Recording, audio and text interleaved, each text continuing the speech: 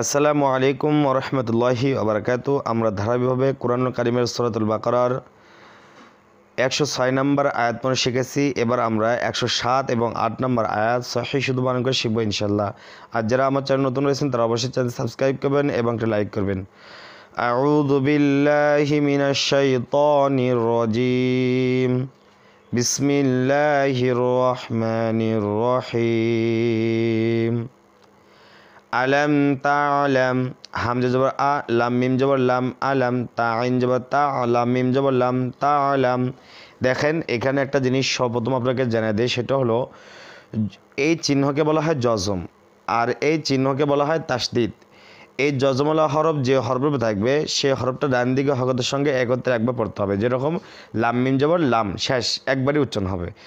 এরপর দেখুন এখানে এটাকে বলা হয় তাসদিদ। এই তিন দাদা চিহ্ন যে হরফে থাকবে সে হরফ দুইবার উচ্চারণ করব। দেখুন কিভাবে হামজা নুন জবর আন, নুন জবর না, আন না। দেখেন দুইবার উচ্চারণ করলাম, এটা একবার উচ্চারণ করলাম। এই দুইটা আপনারা মনে রাখবেন, এই দুইটা মনে রাখলে আপনার জন্য পড়া আরও সহজ হয়ে যাবে। তাহলে দেখুন হামজা আ, লাম মিম জবর লাম, আলাম তা আইন জবর তা, চাপ দিয়ে পড়তে হবে তা, লাম মিম জবর লাম, আলাম তা আলাম, আলাম তা আলাম। হামজা নুন জবর আন, নুনে তাসদিদ গুণনা করা ওয়াজিব।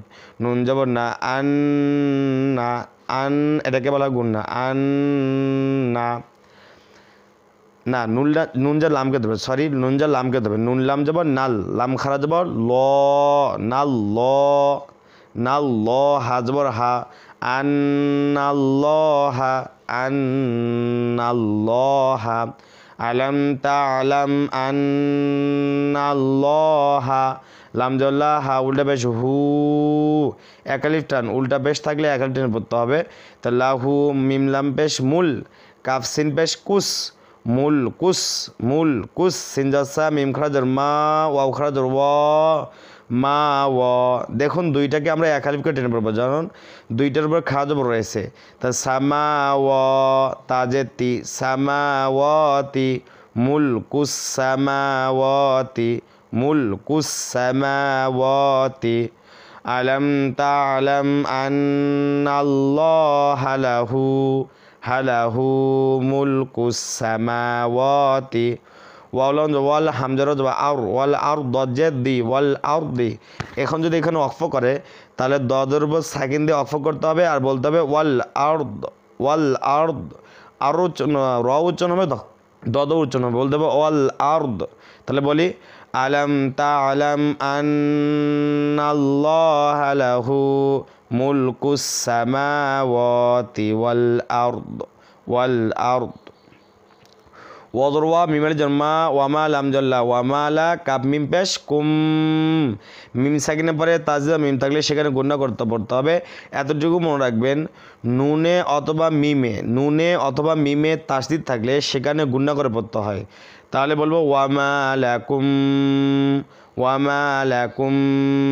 মিম নুন যার মিং ইকফা, নুন সাকিনের পরে দাল থাকার কারণে নুন সাকিনকে গুণনা করে পড়তে হবে। একটা যদি মনে রাখবেন, তো নুন সাকিনের পরে হামজা হা, আইন হা, গইন খ, এই 6 হরফ যদি না পাওয়া যায় তাহলে আমরা নুন সাকিনকে এবং তানমিনকে নাকের ভিতরে লুকায় গুণনা করবো অনেশ্বর দিয়ে। এইভাবে মিম নুন যার মিং, ময়সের মি অনেশ্বর মিং। এই ইকফার সম্পর্কে জানতে চাইলে ডিসক্রিপশনে ভিডিও দেওয়া আছে, সেখান থেকে দেখে নেবেন। তাহলে মিম নুন যার মিং, ওয়ামা লাকুম মিং, ওয়ামা লাকুম মিং।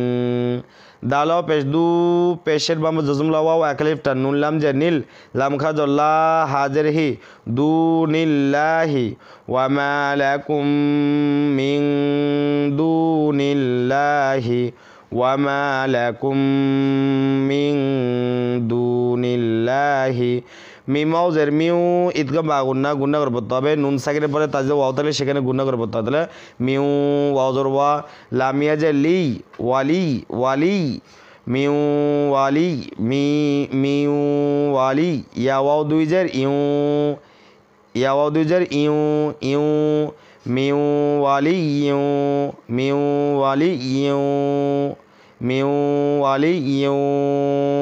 দুইটা গুণা করে পড়তে হবে। এখানেও তাজদা ওয়াও রয়েছে তানমিনের পরে, এখানে নুন সাকিনের পরে তাজদা ওয়াও রয়েছে, নুন সাকিনের পরে ওয়াও রয়েছে তাজদা, এই জন্য এখানেও গুণ হবে, এখানেও গুণ হবে। ওয়াজর ওয়া লামে জল্লা ওয়ালা নুন জন্না সদে জেসি নাসির অদিজা রিন ওয়ালা নাসিরিন ওয়ালা এক একটা নেবে লা ওয়ালা নাসিরিন। এখন যদি অক্ফ করি তাহলে রবের সাকিন দিয়ে অক্ফ করতে হবে, আর সিটাকে আমরা 3 লাইন টেনে বলবো, বলবো ওয়ালা নাসির। ওয়ামা লাকুম মিন দুনিল্লাহি মিন ওয়ালিয়্যিন ওয়ালা নাসির, মিন ওয়ালিয়্যিন ওয়ালা নাসির। হামজা মিম জবর আম তা পেশ তু আম তু রয়ে জেরি জেরে বাম্বা জজমলাইয়া একালিফ টান দাল পেশ দু পেশের বাম্বা জজমলাওয়া একালিফ টান নুন জবর না। দেখুন রি টানবো আমরা দু টানবো একালিফ করে, তাহলে আম তুরি দু না, আম তুরি দু না। হামজা নুন জবর আং ইকফা নুন সাকিনের পর তা থাকার কারণে নুন সাকিনকে গুণা করে পড়তে হয়েছে। হামজা নুন জবর আং তাসিন জবর তাস হামজা জবর আ তাস আ লামো পেশলু তাস আলু।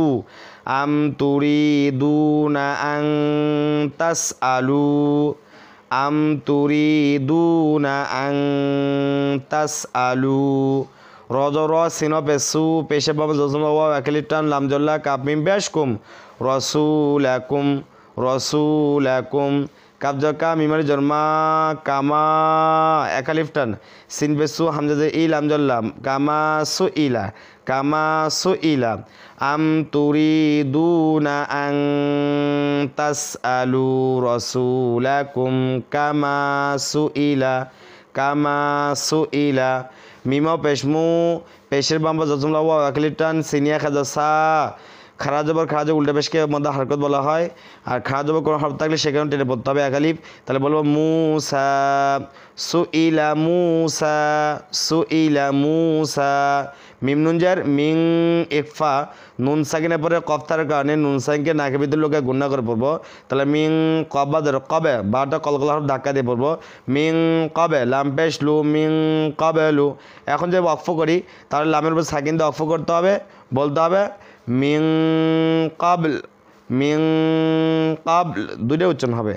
তাহলে কামা সুইলা মুসা মিং কাবল কামা সুইলা মুসা মিং কাবল। আম তুরিদুনা আন তাসআলু রাসূলাকুম কামা সুইলা মুসা মিং কাবল। ওয়াও জবর ওয়া মিম নুন জবর মিম ইয়া জবর মাই। দেখুন মিম যা ইয়াকে ধরবে, মিম ইয়া জবর মাই ঈদগামে বাগুন না গুণা করে পড়তে হবে, কারণ নুন সাকিনের পরে তাজিদ ইয়া থাকলে নুন সাকিন বাদ দিয়ে মিম যা ইয়াকে ধরবে এবং গুণা করে পড়তে হবে। তাহলে ওয়া মাই ইয়া জবর ইয়া তা জবর তা ইয়া তা বা দাল জবর বাদ ইয়া তা বাদ দাল জবর দা ইয়াতা বাদ দা ইয়াতা বাদ দা লাম লাম জালিল ইয়াতা বাদ দালিল ইয়াতা বাদ দালিল।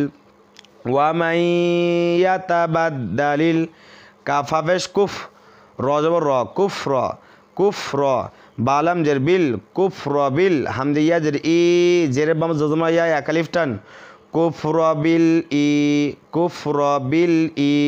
মিমালি জরমা জরম খালি ফ্যাকালিফটা নুন জানি বিল ইমানি বিল ইমানি। ওয়ামাই ইয়াতাবাদ্দালিল কুফরা বিল ইমানি ওয়ামাই ইয়াতাবাদ্দালিল কুফরা বিল ইমানি। ফাজর ফা কবদাল জর কদে ধাক্কা দিয়ে পড়তে হবে ফা কদে দদলাম জবর দল লাম জবর লা ফাকদে দল্লা ফাকদে দল্লা ফাকদে দল্লা। সিনজসা ওয়াওয়ালি জোর সাওয়া চালির টান ওপরে মোড়া চিহ্ন বামে গোল হামজা চালির টান পড়তে হবে, এটা গেলে মধ্যে মুত্তাসিল সাওয়া হামজা সিন যাব আস সাওয়া আস সিন যাব সা বায়া জেরবি সাবি লামজাল্লি সাবিলি বায়া জেরবি এখানে টেনে পড়তে হয় লামজাল্লি সাবিলি। এখন দেখুন যদি যেখানে আমরা একাল টেনে পড়ি তার পরের হরফকে যদি সাকিন দিয়ে অক্ফ করা হয় তাহলে যে হরফটাকে আমরা একাল টেনে পড়ছি সে হরফ আমরা 3 আল টেনে পড়বো।